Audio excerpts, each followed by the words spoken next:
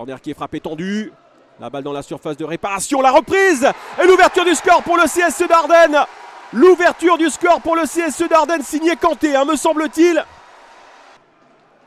Corner qui va être frappé tendu, il y a du monde, l'égalisation! L'égalisation magnifique au premier poteau pour les joueurs d'Épinal. Ouais, que cette tête est magnifique au premier poteau, complètement oublié. Pour les joueurs d'Épinal, avec Marquez justement.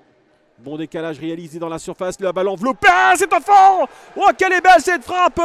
L'intérieur du pied sur cette magnifique frappe de Gonzalez, me semble-t-il.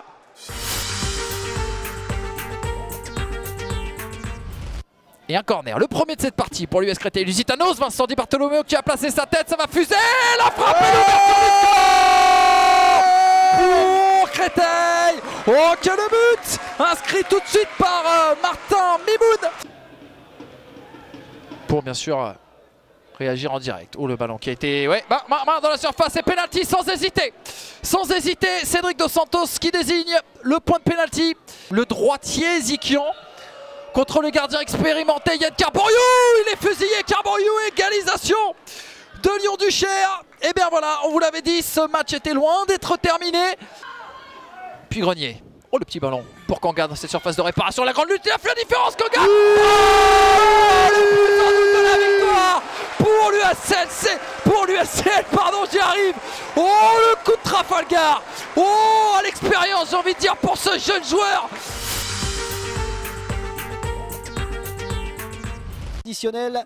Il a été annoncé 4 minutes de temps additionnel avec Kada qui centre, attention, c'est dévié et c'est récupéré, la frappe et le but, l'ouverture du score, pour Châteauroux et c'est signé Héloïse. Quel coup de massue pour les Parisiens.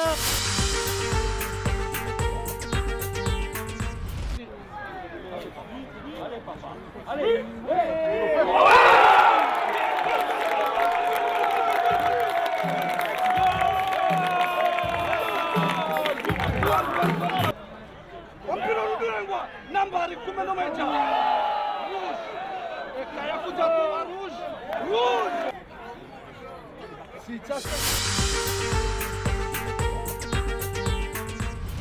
Fojo, il lance Ledouni en profondeur. Bien joué de la part de Ledouni qui s'accompagne le ballon, attention à son centre, qui laisse passer. Oh, c'est très bien joué et c'est un but. But de bas, me semble-t-il. Quel beau jeu de la part des Herbiers là, qui a récupéré le brassard de capitaine vers Massoni. Et Massoni qui se profite d'une mésentente et qui arrache le nul là pour l'instant. Francesco Massoni. Il joue la gagne, voilà. Clairement. Germain vers son attaquant. Attention à ce ballon là. Attention, face à face et il gagnait. Face à face remporté par Adam Assar. Et c'est 2-1 pour les Herbiers.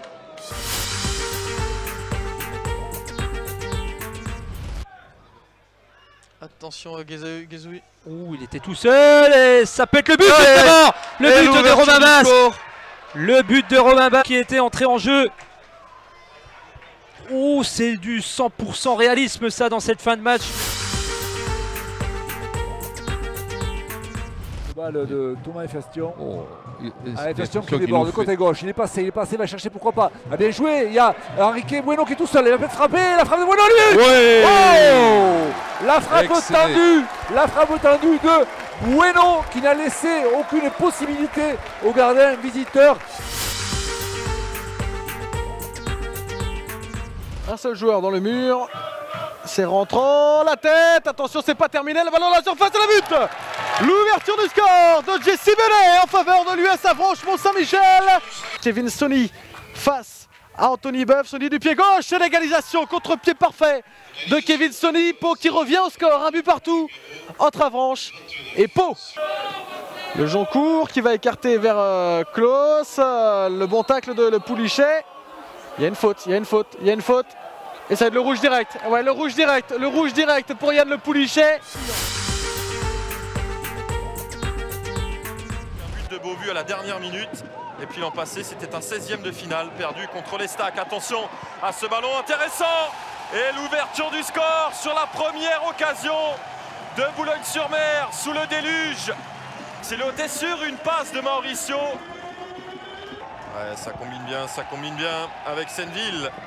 Se porte sur le côté droit, centre de Senneville. Oh, ils ont cafouillé Janez.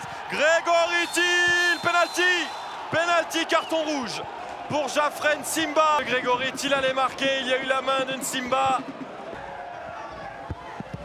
Non, la parade de Seznek, la parade d'Ivan Seznek. De la défense concarnoise. Au deuxième ballon, la remise d'Argelier, le voilà, le deuxième but. Concarneau a finalement craqué. La défense de Concarneau qui répond moins que ses dernières sorties. Deuxième but signé Lucas Dori.